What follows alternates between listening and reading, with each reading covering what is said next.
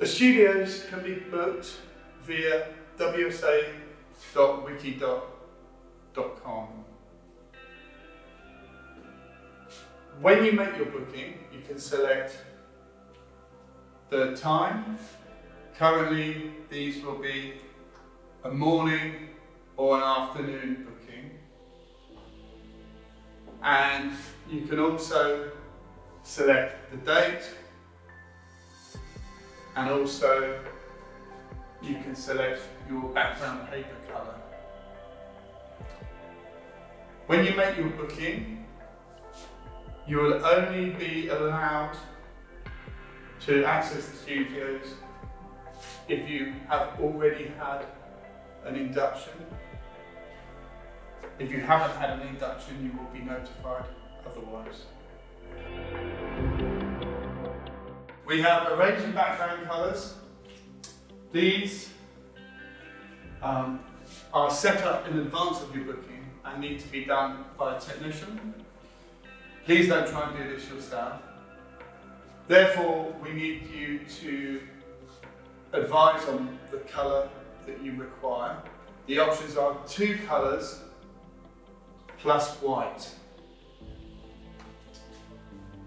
We use an easy roller system to enable you to safely and effectively drop your background.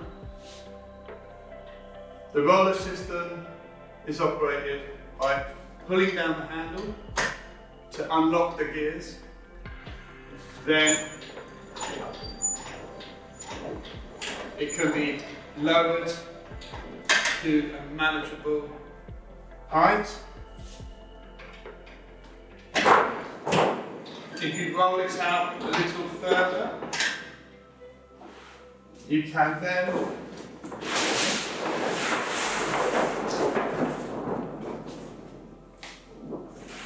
lift the tensioning bar, which can be positioned along the line. This is the optimum distance for rolling out the background paper. You can roll it out further should you need. And you can adjust the tension of the paper to enable you to create more space and a more of a sharper angle, or you can add tension to the paper to create a softer curve, which works similar to an infinity curve. So we ask that you try as much as possible to keep the background paper clean. This can be difficult, but essentially